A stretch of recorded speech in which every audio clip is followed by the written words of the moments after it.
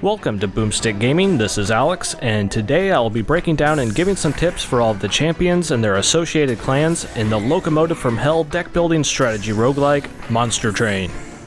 This video is sponsored by the publisher of the game, Good Shepherd Entertainment, and if you want to try Monster Train for yourself, you can find it live right now on Steam through the link I have posted at the top of the video description. Now, before we really get into it, a quick summary. Each of the 5 clans have a main champion unit with a corresponding army of cards, and since you must also ally with at least one other clan, giving you access to their cards as well, this makes for some pretty diverse synergy potential with your build as you try to figure out which of the 20 team compositions utilize the roster of 220 plus cards the best. Since trying to protect the pyre at the top of your demonic train can be quite challenging if you don't know the strengths of your clan, well, hopefully this brief overview of them all will somewhat assist in your railroad conductor duties. First off, one of the 2 starting clans unlocked right from the start, the Hellhorned. The Hellhorned is a fairly average difficulty jack-of-all-trades, master-of-none faction that focuses on dishing out raw damage powered by rage at the cost of having fairly low health pools, while also being able to buff themselves up with their summonable support imps. The Hellhorned are led by their champion, the Hornbreaker Prince, who is somewhat of a glass cannon damage dealer that boosts his stats the more and more he slays. The Rage buff, which is a big focus of playing the Hellhorned, will increase a unit's overall damage, losing a stack each turn until it's lost. Rage is often best applied to units on the bottom 2 layers since they will be seeing the most consistent action as opposed to top layer units who might just sit up there wasting rage charges as turns pass on.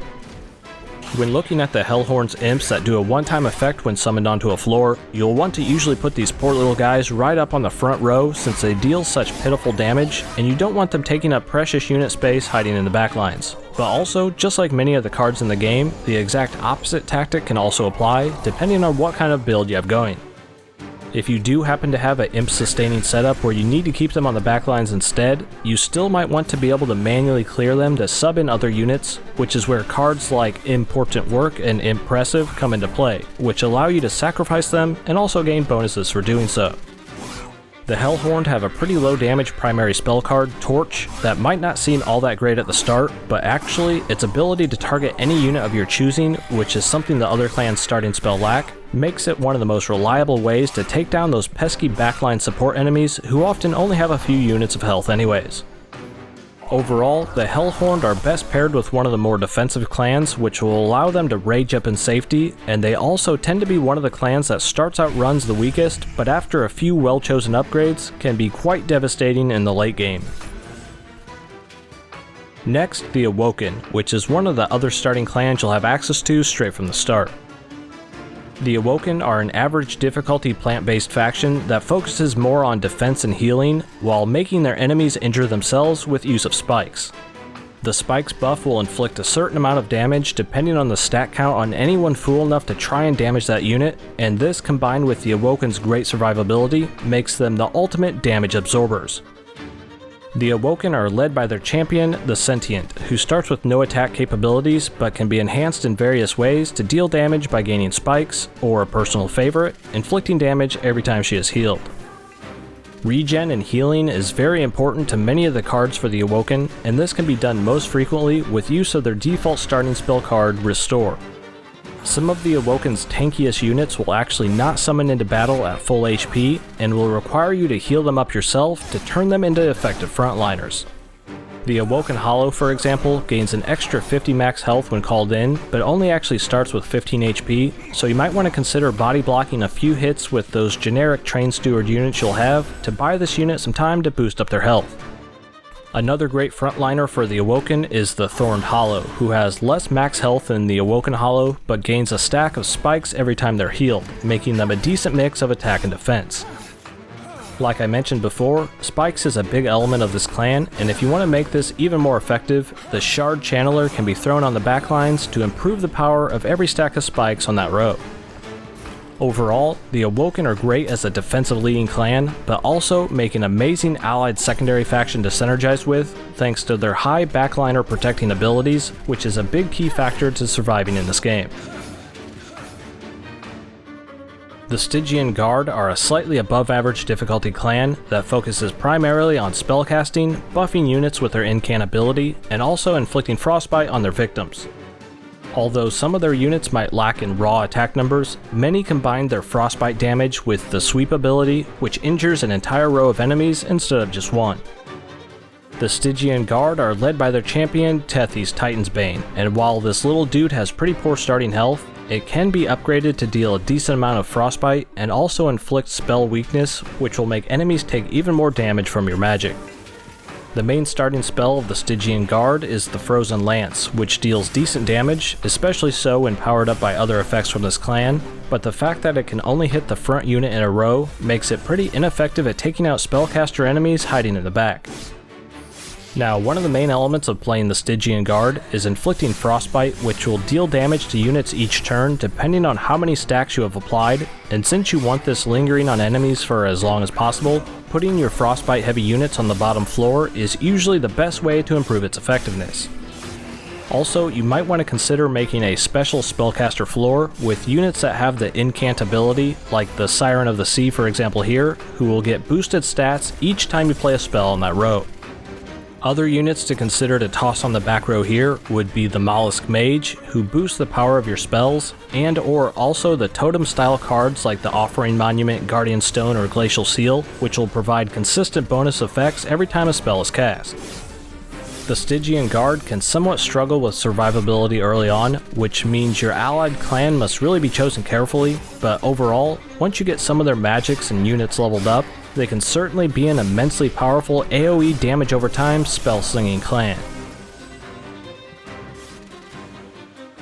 The Umbra are a higher difficulty clan that gorges on its smaller morsel units to power up its larger creatures, while also using a lot of Ember Drain to sacrifice the resource you use to play cards for other risk-reward benefits. Their leader champion is the Penumbra, who starts with fairly average stats, but can be much improved by consuming those morsel units.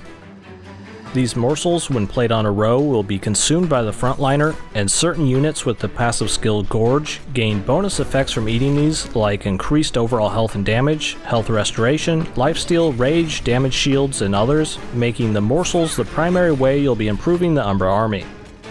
Some units entirely rely on eating these, like the Overgorger for example, who if left to live long enough to feed frequently, can grow to become near unstoppable, making it perfect for sitting on the top floor free to gorge on power.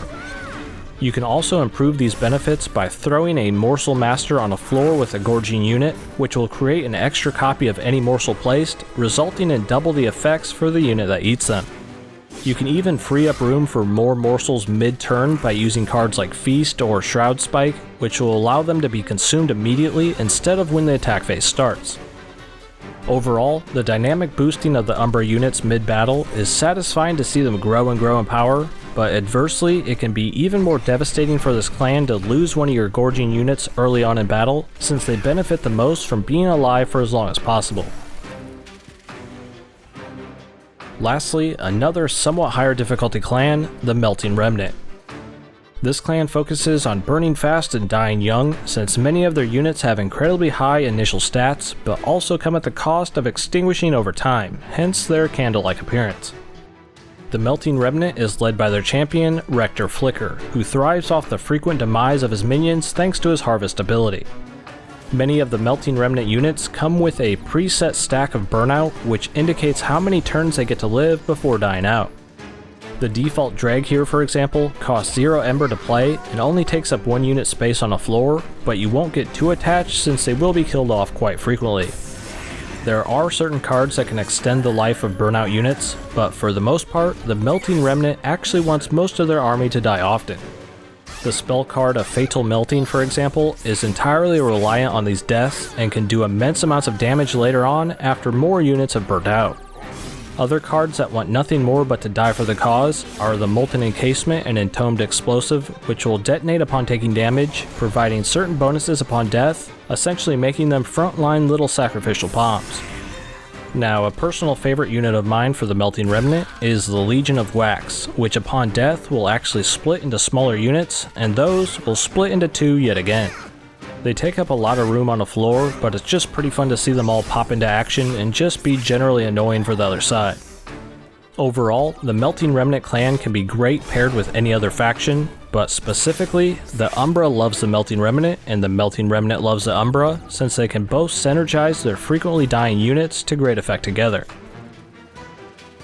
Those were all of the champions and clans available in Monster Train, and I want to give a special thanks to Good Shepherd Entertainment for helping to perpetuate the future of Boomstick Gaming by sponsoring this video, and again, if you want to try Monster Train for yourself, use the link right beneath this video to head over to the Steam page. Although you saw much of the main solo play during most of this, there's also a 8-player timed score attack mode called Hell Rush, daily challenges with leaderboards, and also custom challenges, like the one I made here where if you let your units die, they stay permanently dead, but you get double the money and artifacts after each fight, adding a different kind of risk to the game, but with higher rewards. If you want to try this challenge I made, I'll have a code for it pinned down in the comments section, so you can try to set a record for its own leaderboard. Now, if you happen to enjoy my style of straightforward gaming coverage, consider subscribing to the channel for more, clicking that little bell icon if you already are, and you can also find me over on Twitter at BoomstickAlex. Lastly, a big mention to the top tier YouTube members and patrons you're seeing on screen, who help me make improvements to the channel for everyone watching. As always, this has been Alex from Boomstick Gaming, and I appreciate you checking this out.